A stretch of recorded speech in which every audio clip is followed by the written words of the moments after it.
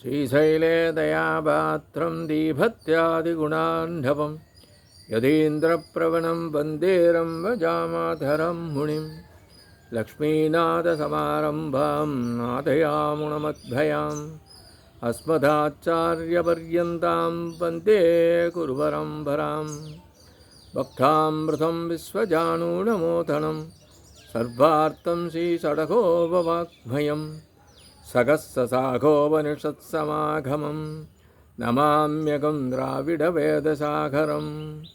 திருவழுதி நாடென்றும் தென்குருகூர் என்றும் மறுவினியவன் பொருணல் என்றும் அருமறைகள் அந்தாதி செய்தான் அடியினைய எப்பொழுதும் சிந்தியாய் நெஞ்சே தெளிந்து ஏத்த பெருங்கீர்த்தி ராமானுஜமுனிதன் வாய்த்த மலர்பாதம் வணங்குகின்றேன். ஆய்த்த பெரும் சீராட் சடகோபன் செந்தமிழ் வேதம் தரிக்கும் தேராத உள்ளம் பெற. எம்பெருமான் திருவருளாலே ஆச்சாரியன் அனுக்கிரகத்தாலே கடந்த பல தினங்களாக நம்மாழ்வார் அருளிச் செய்த திருவாய்மொழியை நாம் அனுபவித்து வருகிறோம். இன்றைய தினம் நாம் காண இருப்பது 2ஆம் பத்து 3ஆம் பதிகம் இறுதிப்பாசுரம் 11ஆம் பாசுரம். குழாங்கொள் பேரரக்கண் குளம்பிய முனிந்தவனை குழாங்கொள் தன் குருகூர் சடகோவன் தெரிந்துரைத்த குழாங்கல் ஆயிரத்தில் இவை 10 உடன் பாடி குழாங்கல் அடீருடன் கூடி நின்றாடுவினே. எம்பெருமான் சர்வேஸ்வரன் குறித்து ஆழ்வார் அருளிச் செய்த இந்த பதிகத்தினை கற்றவர்கள் எப்படி இருப்பார்கள், என்ன செய்ய வேண்டும்?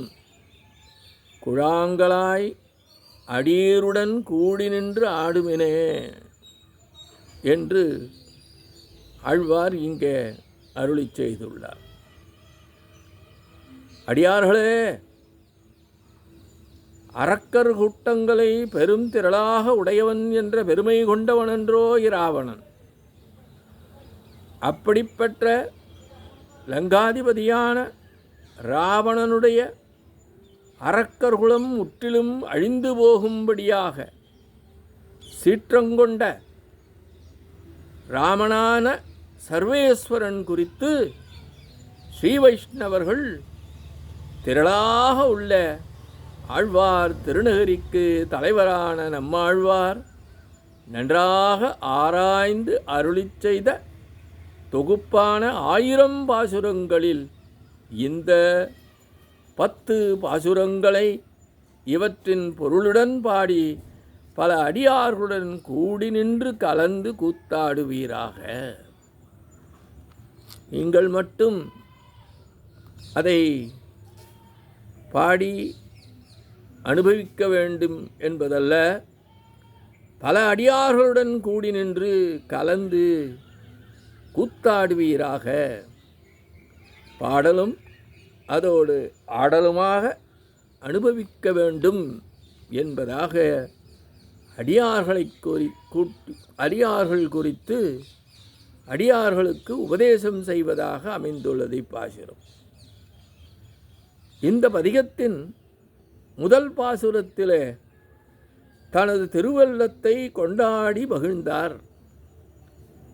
2ஆம் பாசுரத்தில் அதனை ஏற்றுக்கொண்டு நின்ற சர்வேஸ்வரனை கொண்டாடினார். 3ஆம் பாசுரத்திலே தனது திருவுள்ளத்தில் முக்கியமாகப்பட்ட உபகாரத்தை அருளிச் செய்தார். 4ஆம் பாசுரத்திலே அவன் செய்த உபகாரத்திற்கு பிரதி உபகாரம் செய்யும் விதமாக ஆத்ம சமர்ப்பணம் செய்ததை உரைத்து அதனை உரைத்தது குறித்து பின்னால் வருத்தம் கொண்டார். 5ஆம் பாசுரத்தில் எனக்கு முதன்மையான நன்மை என்பது நீயே என்று ஆன பின்பு உனது திருவடிகளை பற்றினேன் அல்லவோ என்றார். 6ஆம் பாசுரத்தில் இன்றுதான் உன் திருவடிகளை பிடித்தேனோ அல்லவே நீ எனக்கு சிறப்பான கடாட்சம் அருளிய போதே நான் உன்னை பற்றினேன் அல்லவோ என்றார். 7ஆம் பாசுரத்தில் அவனுடைய இனிமையை அனுபவித்தவராக இனி உன்னை பிரிந்தால் நான் தாங்க மாட்டேன் என்கின்றார். 8ஆம் பாசுரத்தில் இவ்விதம் எல்லையற்ற இனிமையாக உள்ள அவனை நான் ஒரு எளிமையான வழியிலே அடைந்தேன் என்றார்.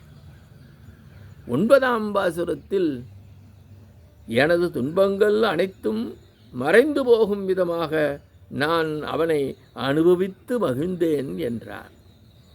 10ஆம் பாசுரத்தில் இப்படியாக அவனை எப்பொழுதும் அனுபவித்து மகிழ்வர்களுடைய கூட்டத்தில் சேர்ந்து நன்கு அனுபவிப்பது எந்த நாளில் என்று வருத்தம் மேலோங்க கூறினார்.